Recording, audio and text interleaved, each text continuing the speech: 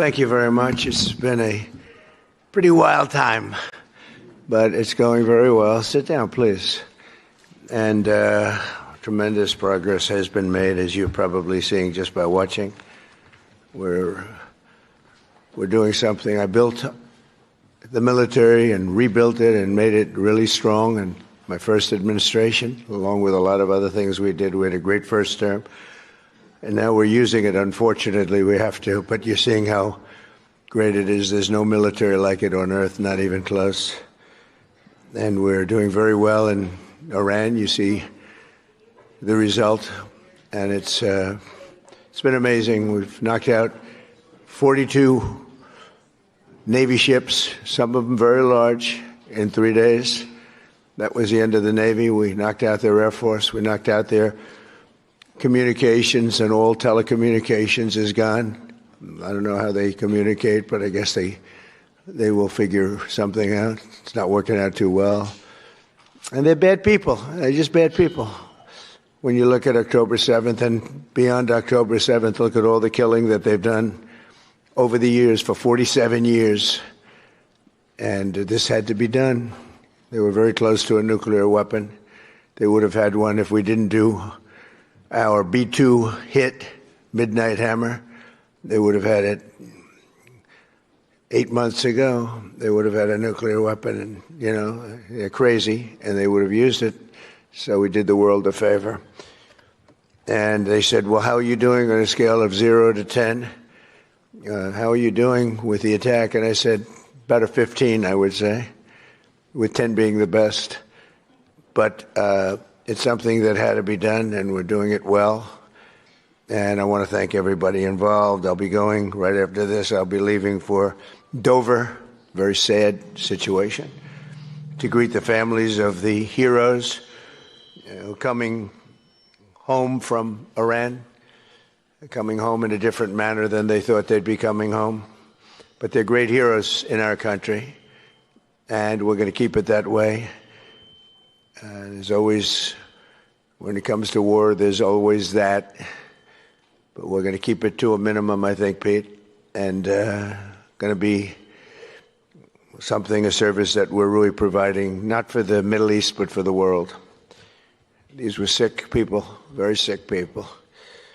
This morning, I'm honored to welcome distinguished heads of state from across the Western Hemisphere for the first Shield of the Americas Summit.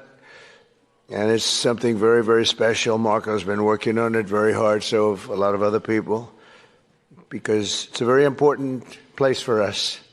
It's nice to be home. It's very, very important. You know, we go all over the world, 9,000 miles away, 12,000 miles away. I said, how long is this flight? Sir, this flight is 19 hours. I said, oh, that's great.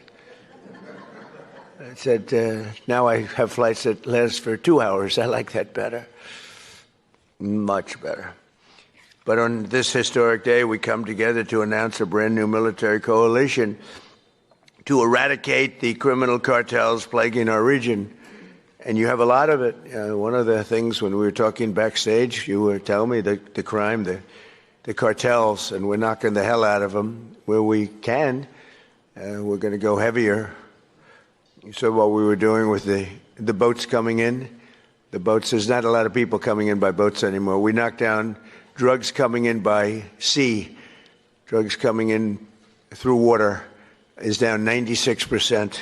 We're trying to find out who the other 4% are, because I think they're the bravest people in the world. Either that or they don't watch television, right? They're either very brave or they're not watching.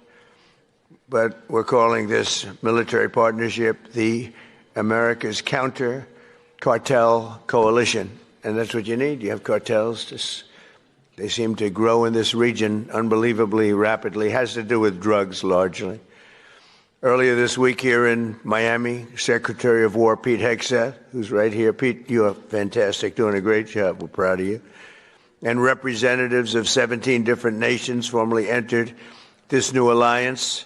The heart of our agreement is a commitment to using lethal military force to destroy the sinister cartels and terrorist networks once and for all. We'll get rid of them. We need your help. You have to just tell us where they are. We have amazing. We have amazing weaponry, as you probably noticed over the last short period of time. But I want to thank members of the coalition, most of whom are friends of mine.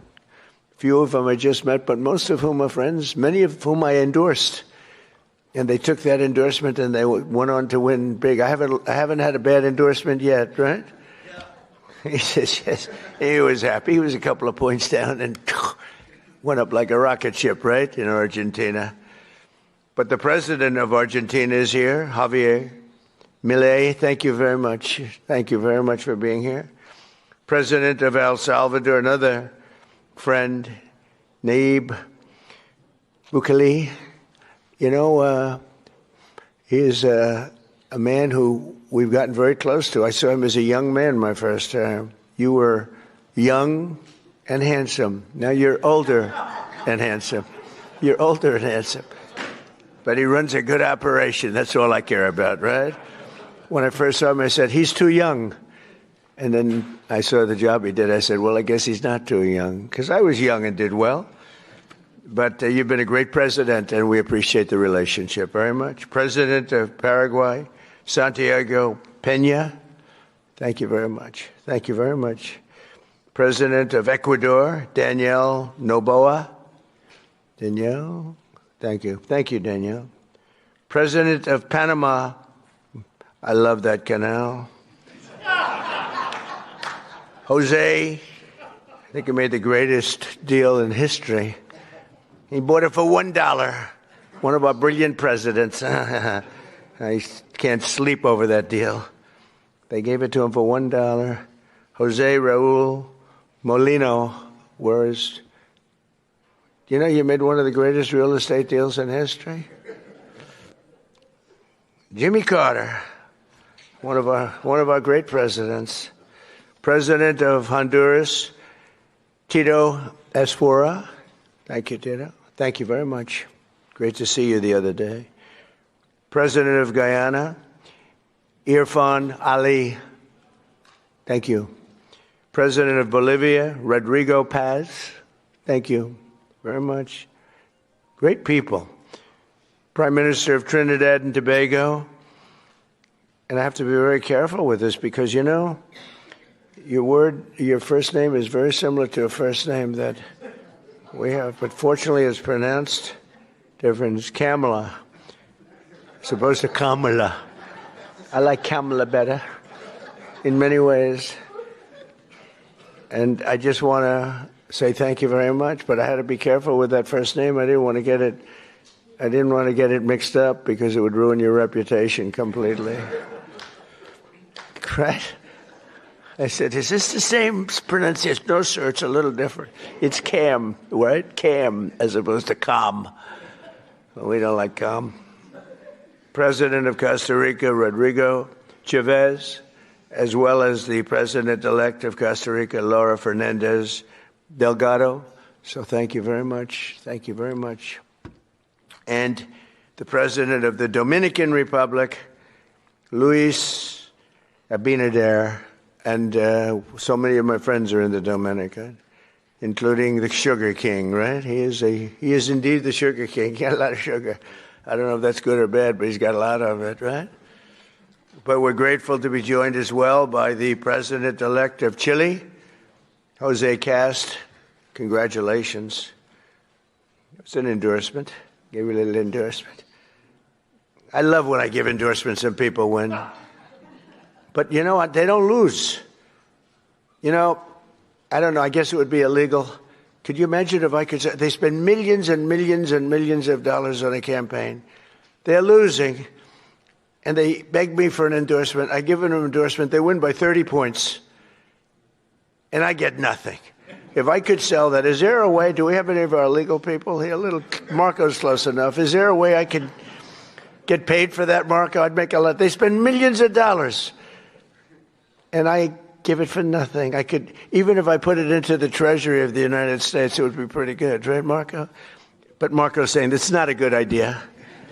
No, but it's an honor to do it. It's an honor to have that power where I can endorse somebody, and even in foreign countries. Here it was, we had one in this week, 124-0. with endorsements. And so that's good. But now I'm doing foreign countries all of a sudden. They say, sir, would you endorse me? And it's an honor.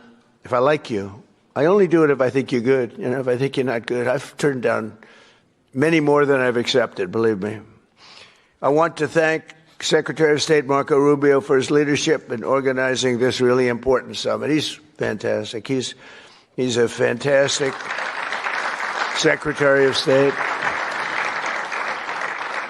And thus far, look, we've had the most incredible year of any president, I think, I ended 8 wars. We're not going to go into it too much today, but what we've done is incredible. And we're going to be doing some incredible things together, because I look at our region, if I can call it that, as being very important. It's been abandoned by the United States for so many years. You know, they went so far away. They went to these faraway places where they weren't even wanted. And a lot of stupid people, really stupid people. But Marco is going to go down, I think, as the best Secretary of State in history. That's my opinion. Now, I'm a little prejudiced because I like him, too. But I think he's on his way. So you've done 25%. You got 75%. He's got 3 years left. So he's got 25% under your belt. So far, you're leading. You're very leading by just about a smidge over a couple of pretty great ones. Right? We've had a couple of pretty great ones, right? But I think he's going to do that. And I think Pete's right there, too. If Pete keeps going, he's going to be something, too. At what he does. All of the nations in this room share the same priorities: security, prosperity, free commerce, and the rule of law. And you want the rule of law. Sometimes your communities don't let you have it because you got some rough communities, right? That's why together we're also forming the Shield of Americas, a new organization to advance these shared priorities in our hemisphere. And we're pleased to be joined as well by Secretaries Pete Hegseth, Scott Bessent. Scott, thank you very much, Scott. Oh, but it has to be a big deal if you're here. Well, he controls the purse strings of the country. You know, he goes on television and he just soothes everybody. He did it yesterday. The prices were going. He got on. He's a soothing person. He's actually a killer, but I don't want to say that. No, he's a soothing person. He goes on television. Right, Pete? I think nobody better. So we could use him for war every once in a while, you know, soothe. Although we don't really want that kind of a personality for war. We want your personality for war. You're just perfect. Howard Lutnick. Thank you, Howard. Chris Wright. Kristi Noem. Along with U.S. Trade Representative Jameson Greer, who you all know and you deal with. You deal very successfully. I ask Jameson all the time, can you get more? Can you get more? He's the king of tariffs, right? But he's very gentle. We want to be very gentle with our friends, right, Jameson? Deputy Secretary of State Chris Lando. Chris, where is Chris? I haven't seen Chris. He's fantastic.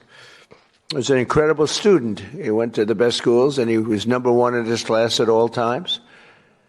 And Marco saw that and saw the talent he's got, and she said, that's the guy I want as a deputy, and I heard you're doing a great job. Thank you very much. Deputy Chief of Staff Stephen Miller. Stephen is, I don't have to tell you anything about Stephen. Everyone knows. There's nothing I can say. He's fantastic, that's all I can say.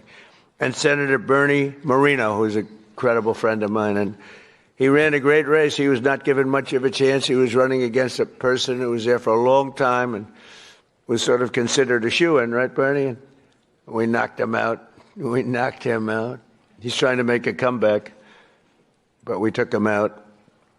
And Bernie's done a great job. For decades, leaders in this region have allowed large swaths of territory in the Western Hemisphere to come under the direct control, and transnational gangs have taken over and they've run areas of your country. We're not going to let that happen. We'll help you. And bloodthirsty cartels that impose their will through murder, torture, extortion, drug trafficking, bribery, and terror. And some of you are in danger. I mean, you're actually in danger. It's hard to believe. But we're working with you to do whatever we have to do. We'll use missiles. If you want us to use a missile, they're extremely accurate. Boom, right into the living room. That's the end of that cartel person. But we'll do whatever you need if you want. A lot of countries don't want to do that. They say, oh, sure, I'd rather not have that. I'd rather not have that. I believe they could be spoken to. I don't think so. Many of them don't want, and that's okay, too. You're going to do you. But if you need help, you're going to let us know, okay? Many of the cartels have developed sophisticated military operations, highly sophisticated. In some cases, they say they're more powerful than the military in the country. We can't have that. These brutal criminal organizations pose an unacceptable threat to national security, and they provide a dangerous gateway for foreign adversaries in our region. And we don't want them near our country either. We don't want them to come in. They're cancer, you know. They're cancer, and we don't want it spreading. We have a very strong border. You know, we have a border now where for 9 months, 0 people have been able to come through. It's hard to believe, actually, because we went from 25 million people coming in over the Sleepy Joe Biden, one of the worst presidents in history of the world. He was the worst president in the history of our country. We've had some pretty bad ones. Recently, we've had some pretty bad ones, but he's the worst. But he would go down as one of the worst in the world. I'm going to up his category now. It's horrible what he did. And what he didn't do was probably worse than what he did. Every leader here today is united in the conviction that we cannot and will not tolerate the lawlessness in our hemisphere any longer. The only way to defeat these enemies is by unleashing the power of our militaries. We have to use our military. You have to use your military. You can't fight these people with... And you have great police. You have some great police, but they threaten your police. They scare your police. You're going to use your military. In many cases, our forces have already been working closely with yours, and the United States looks forward to deepening and expanding that cooperation in the months ahead. And it's so good that we got to know so many of you. I mean, we're so many. And I'd love to get to your countries at some point. Marco loves going to your countries. He's always at one of these countries. He likes your countries the best, okay? You know, where are you? I'm in Chile. Oh, good. How's Chile doing? Good. He likes it. He feels very calm. We all like him, right? It helps. He's got a language. He's got a language advantage over me because I'm not learning your damn language. I don't have time. I was okay with languages, but I'm not going to spend time learning your language. That much I won't do. Just give me a good interpreter. Interpreter, very important. And I know if somebody's good. I may not speak the language, but I know I had an interpreter recently that wasn't good, talking to a very strong person from a different part of the world. And I could tell, even though I don't speak the language, I could tell the interpreter was not good. When you go,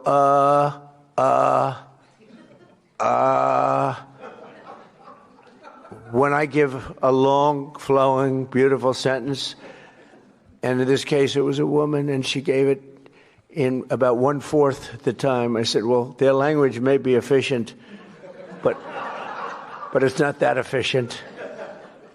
And I could also tell when I have great interpreters. Interpreters are very important. You know, you have a bad interpreter. You think you're doing well? Boy, did I do a good job talking to this one or that. Was I great when I spoke to Putin today? Was I great when I spoke to President Xi? Was I great? But if the interpreter isn't speaking right, or is weak, or is ineffective, or is just not good, or not interpreting your words correctly, in one case we had an interpreter who, when she disagreed with what we were saying, she actually changed it. We considered her a foreign minister, right? But no, the interpreter is, I talk about it all the time. Interpreters are really important. When you don't speak the language, they don't speak the language. People have no idea. People have no idea how valuable, and I'm on them all the time, people have no idea how valuable a good interpreter is. But over the last year, the world has witnessed the supreme power of the United States. We're the most powerful military country in the world. Again, I rebuilt it I spent so much time rebuilding it, over $1 trillion. And now we just had another budget. We may be going to $1.5 trillion. We're building a thing called a battleship, like in the old days, remember? we have a Secretary of the Navy, and he suggested, I've always said, why don't we have battleships anymore, shooting big bullets instead of, $3 million rockets? And they said, well, sir, we just don't have them. Nobody could give me the answer, but we're actually building 10 of them. And I said, you remember the old ones you'd see Victory at Sea, remember Victory at Sea? And you'd see these ships going through those waves like the waves were nothing, although the waves are pretty powerful. They knock out a lot of territory, but you'd see these incredible, they're pieces of art. Beautiful, most beautiful, the big battleships of the 1940s, right? Power. I said, well, would we ever want to bring them back? Because we have some of them. They're museums and other things. And they said, sir, the new ship is 100 times more powerful than what we were looking at with those guns and amazing, right? 100 times. I said, you sure it's not maybe 90 times? 100 times more powerful. And we're building 10 of them. Not to use them. We don't want to use them, but by having them, nobody's going to play games. So, just good to have them. We don't want to use them. They'll say, oh, he's very militaristic. I'm the one that ended 8 wars. I'm the one and we have another one coming, I think. The easiest was that, and that was and as you would understand this, the hatred between Putin and his counterpart is so great, okay? It's so great that, Ukraine, Russia, you'd think there'd be a little bit of camaraderie. There's not. And the hatred is so great, it's very hard for them to get there. It's very, very hard to get there. So we'll see what happens. But we've been close a lot of times, and one or the other would back out.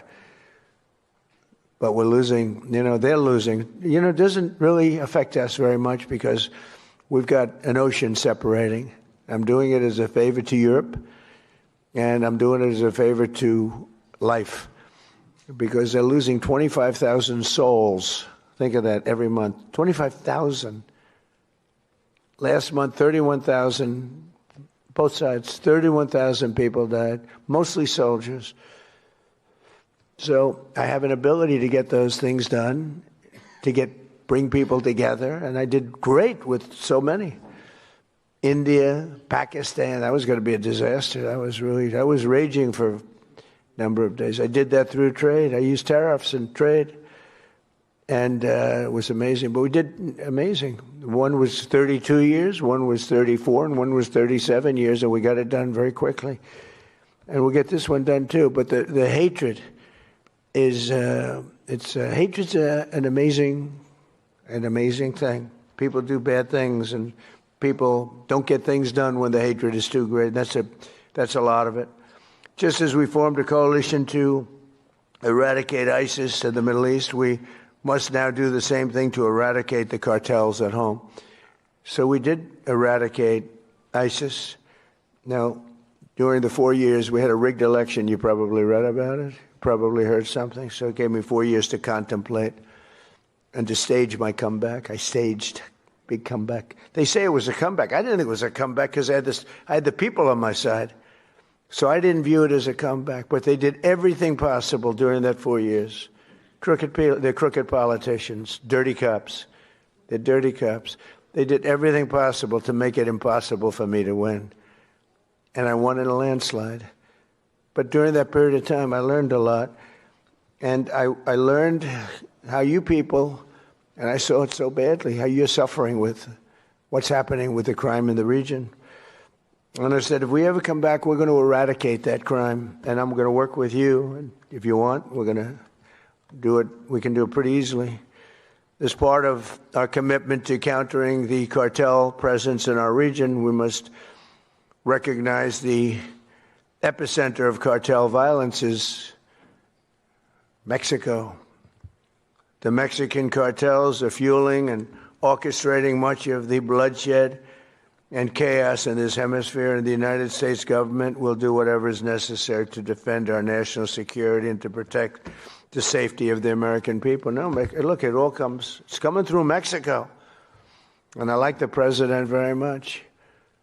She's a very good person. She's got a beautiful voice, a beautiful woman, but a beautiful voice. President, President, President. I said, let me eradicate the cartels. No, no, no, please, President. We have to eradicate them.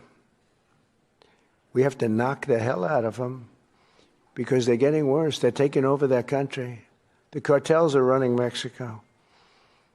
We can't have that. Too close to us. Too close to you. But everything comes in through Mexico, mostly. At the same time, all of us must recommit to ensuring that law and order within our own nations, and that includes showing zero tolerance for the gang activity, tremendous gang activity in Venezuela. That's in much better shape than it ever has been. We've developed a great relationship in Venezuela. The savages who murder and rape with impunity must be permanently removed from society. We must not allow our criminal justice systems to be corrupted so that they protect these criminals and animals at the expense of your people. And for some reason, all over the world, this is a region that has problems that other regions don't have. They have different problems, but they don't have this problem. The United States last year, we achieved the largest drop in murder rate in recorded history. We have the lowest murder rate in 125 years. Hard to believe because, I don't know, it's, we've got a lot of them out, but we allowed through the Biden policies and Obama, who was another terrible president, by the way. It was Barack Hussein Obama, terrible president. He was a divider, great divider. I call him the great divider. But they allowed a lot of people into our country that shouldn't be here, but in particular Biden, because Biden had no idea what he was doing. He had no clue. It was being run by whoever got near the auto pen was running the country. He was the auto pen president. And frankly, they let at least 25 million people come in to our country, some from prisons, some from mental institutions, gang members, the heads of gangs, the mentally insane.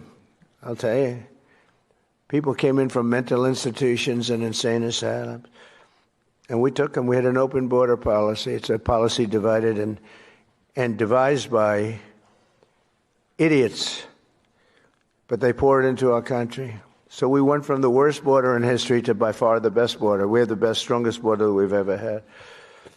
We have great people that did that job. By securing our border and cracking down on traffickers and smugglers, we've reduced the fentanyl pouring across our border by 67%. This is in our first year, Give me a little more time, we'll do better. 67%, which is a number that's unthinkable. They say if you could do 2%, 1%, but we got it down 67%. And we got a lot of the murderers out. We had 11,888 murderers allowed in our country with this ridiculous open border policy that these eggheads put in. But we're also working closely with you on ending human smuggling and the implementing of the Safe Third Country agreements, which are very important. In January, America's armed forces also ended the reign of one of the biggest cartel kingpins of all, with the Operation Absolute Resolve to bring outlaw dictator Nicolas Maduro to justice in a precision raid that nobody's ever seen anything like it. This was in a very powerful military base, fort, and they went in and they took him out and they got him out, and people couldn't believe it. They couldn't believe it. We were right into the heart and took him out. And it was nasty. It was about 18 minutes of pure violence. And we took him out. We lost nobody. Not one person was lost. Not one aircraft or no military equipment. Zero. People have never seen anything like it. And you're talking about into a military base with a lot of soldiers, good soldiers.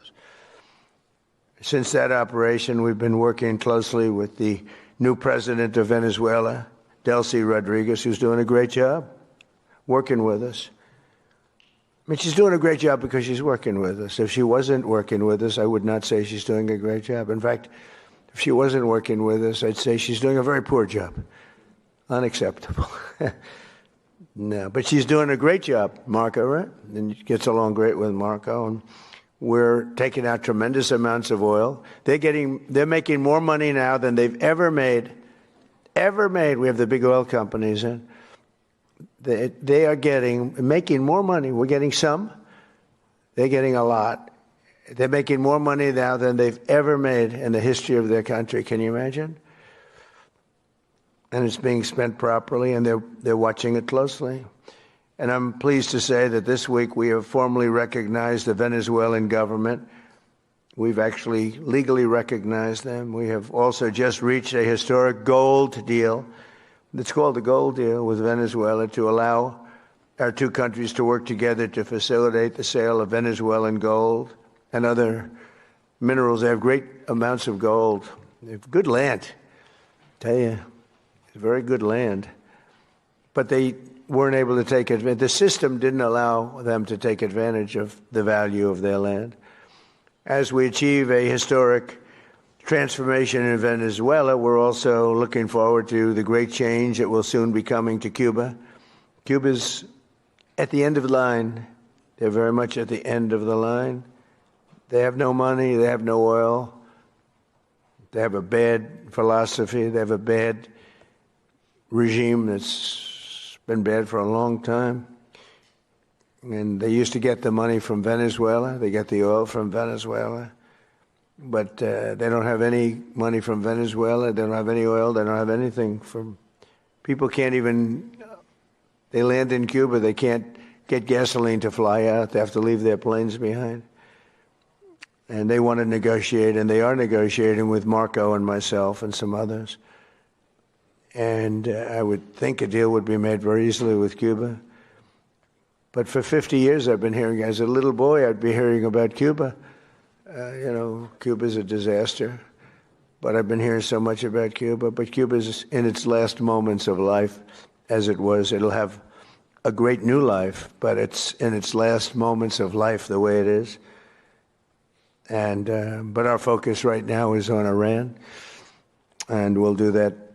I would say, what will you do? Take about 2 days off, Marco? No, he won't. Maybe an hour. He'll take 1 hour off, and then he'll finish up a deal on Cuba. That'll be an easy one. But it'll be the entire region that we're doing that. Many of you have come today, and they say, I hope you can take care of Cuba, because you've had problems with Cuba, right? You mentioned. I was surprised, but 4 of you said, actually, could you do us a favor? Take care of Cuba. I'll take care of it, okay?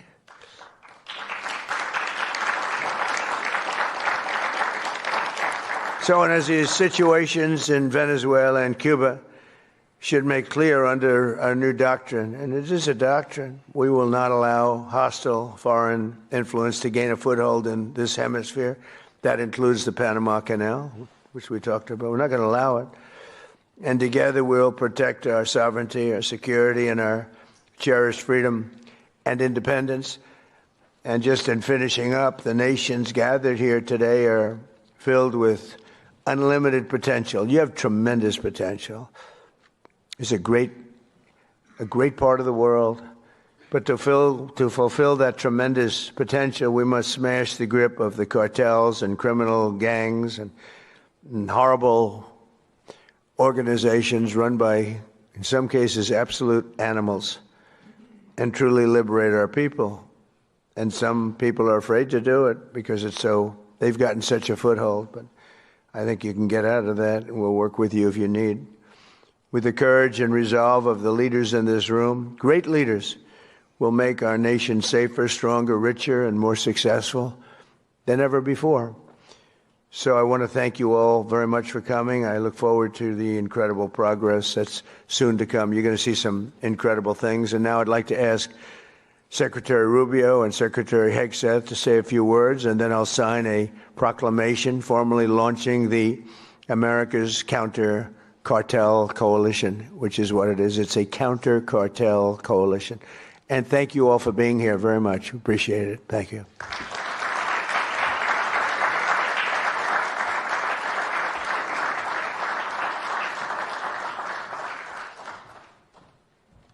Well, thank you, Mr. President. I want to thank all the leaders that are here today. I'll be very brief. First of all, Mr. President, thank you for making this region a priority. We've had successive American presidents say that the Western Hemisphere is going to be a priority, and they never do it. And the President has made it a personal priority. He's also a president of action. It's why I believe he will go down as the most historic figure, one of the most historic figures in American history, and certainly of the last 100 years, because of what he has been able to do and is doing right now with the Western Hemisphere. Thank you for your bold leadership. It's an honor to be able to serve in your administration. And, Mr. President, 2 points I want to make. The first is we have a lot of allies around the world, and we are grateful for our allies. And the countries represented here today, all 12 of the leaders here, are allies. But they're more than allies. They're friends.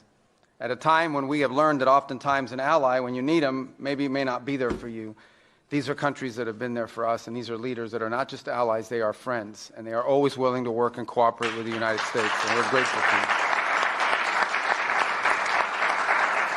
And as you said, Mr. President, these are also countries with extraordinary potential. Some are fulfilling it. Some are well on their way to fulfilling it.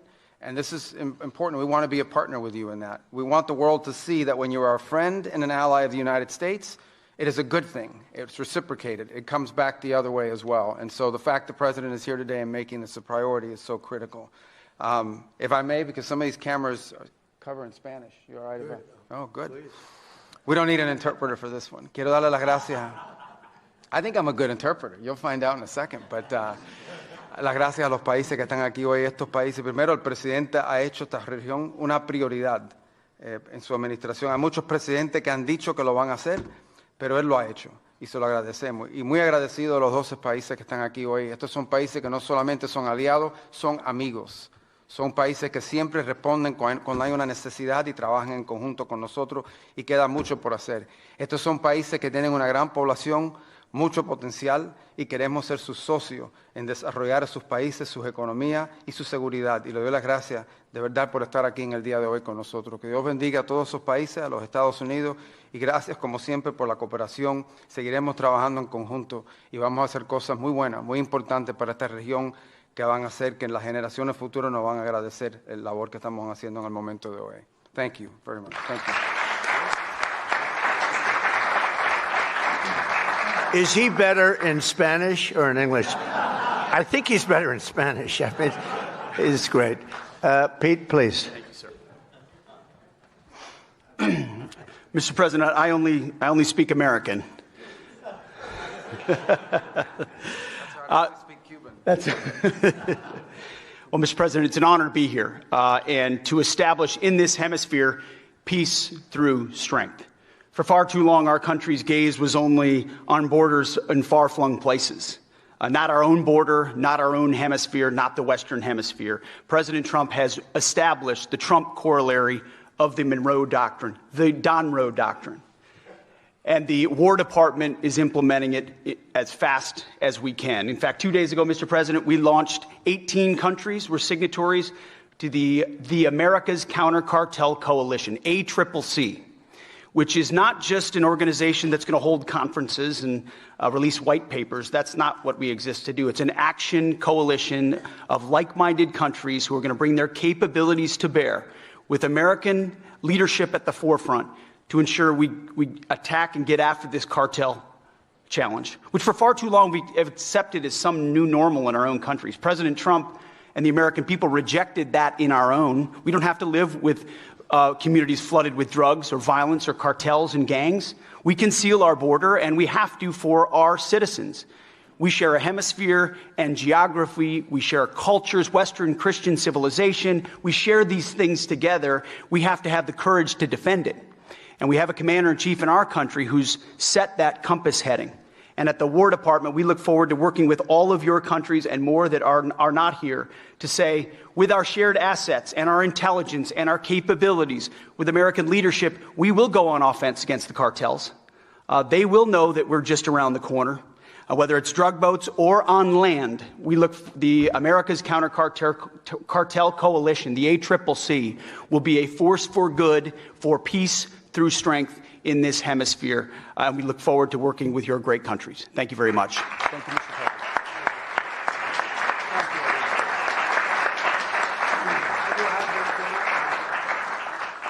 Would you like to come up and surround?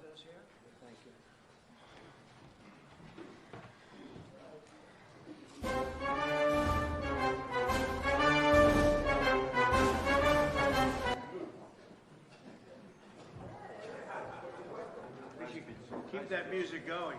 Keep it going. Thank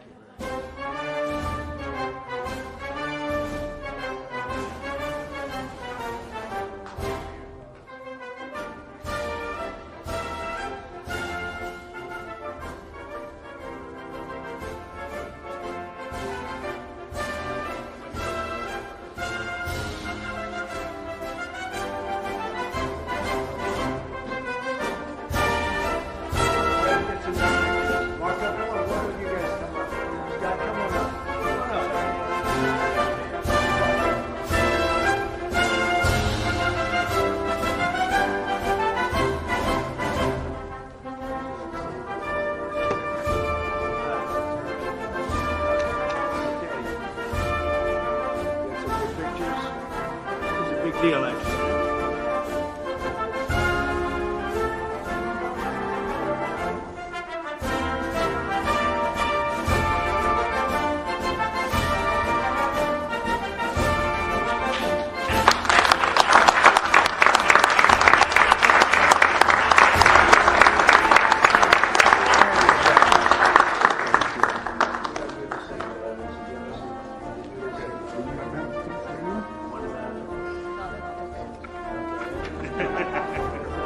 That's not a road I'm looking for. It's a beautiful memento. Thank you.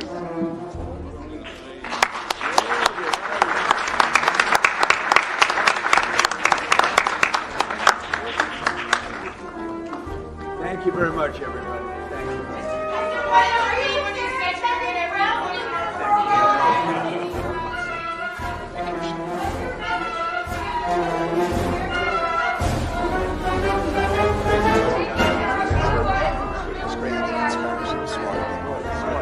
Oh, there.